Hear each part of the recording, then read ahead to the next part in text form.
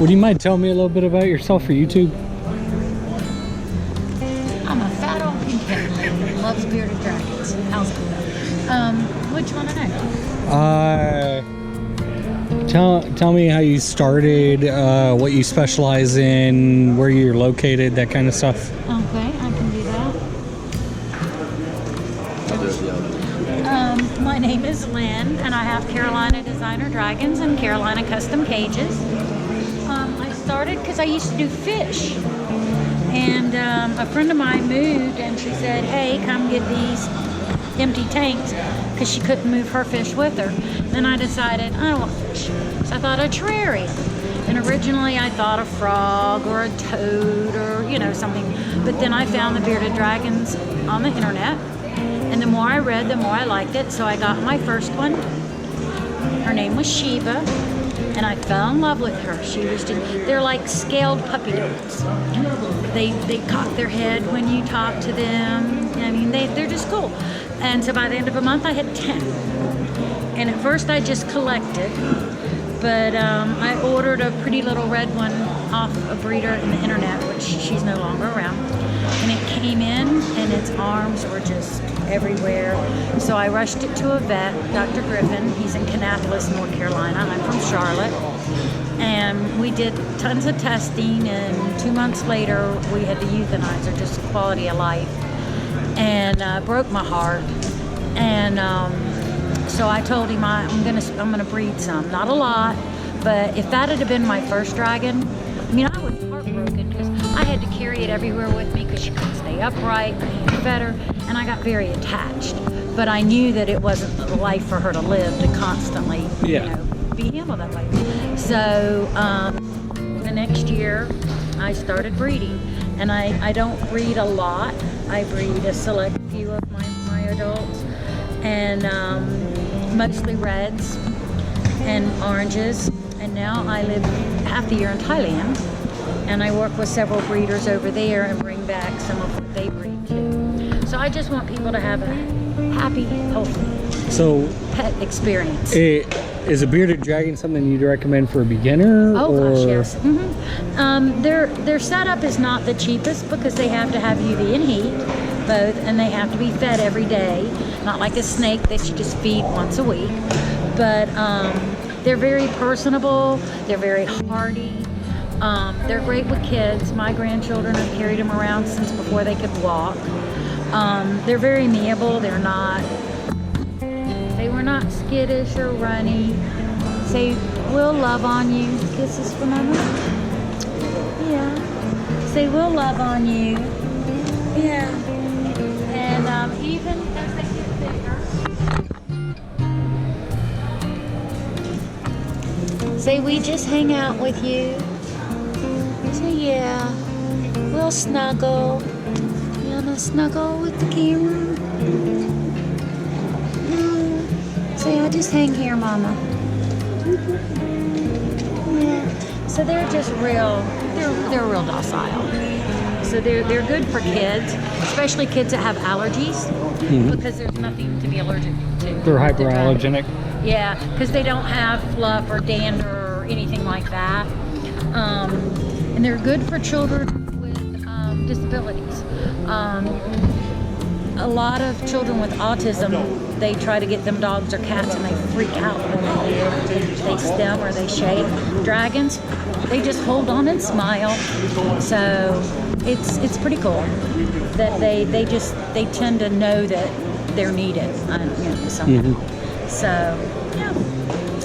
We also do custom caging because I was just never happy with everything out there. There was something I didn't like. And so he rearranged it all and did caging that I like, that I feel like gives them the superior caging. We've got a patent on a light system he created for me because I wasn't happy with the light systems that were out there to give optimal UV.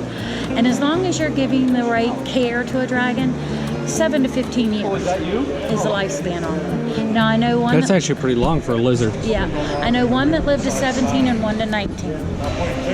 My oldest one, Jack, was 14, a little over 14 when he passed. So if you take care of them well, they They thrive, and they're territorial. You don't have to have a pair.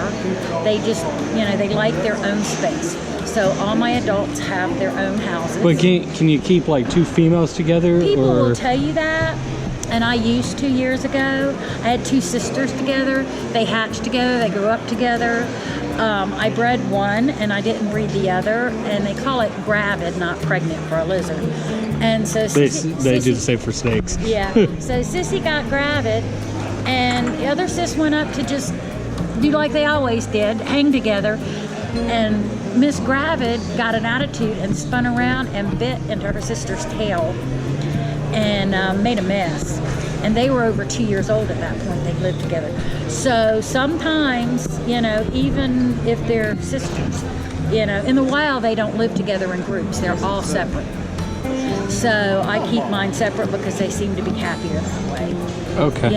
As long as they're getting human attention, they're very happy individually. They could care less if they have somebody. Can you hold them together? Yeah.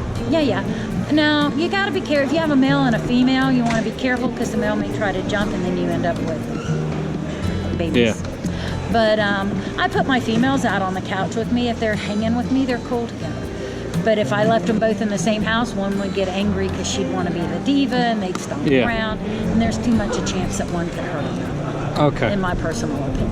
Okay. I don't do that, but everybody has their own philosophy on what they think is right. It's just that's what works for me and how I feel like mine are happier. Okay. So. Arlington, where that lady bought the dragon and then didn't get the other one. Yeah. Yeah, I tried to tell a couple in Arlington they wanted to buy another dragon to go with the dragon they had. But they weren't sure what sex the other dragon was, and I told them they didn't want to do it. They bought one anyway and called me back like 4 hours later and said, this isn't going to work because our dragon's picking on the one we bought from you. And I told you. So I offered to let her bring it back and return it if the dragon was okay. I didn't know what happened. If it was okay, I'd take it back, give her money. I'd rather have the dragon be safe.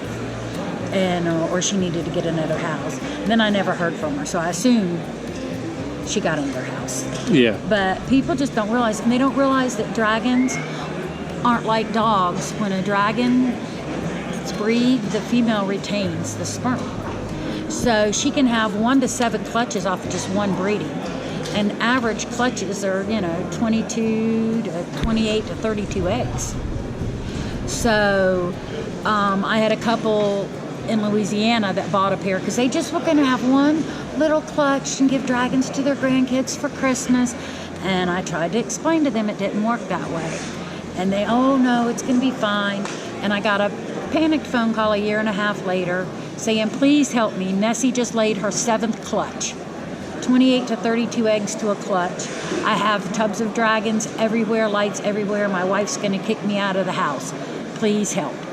So I made a trip to New Orleans and picked up a bunch of them for him. And, people, it's never going to happen. It does happen.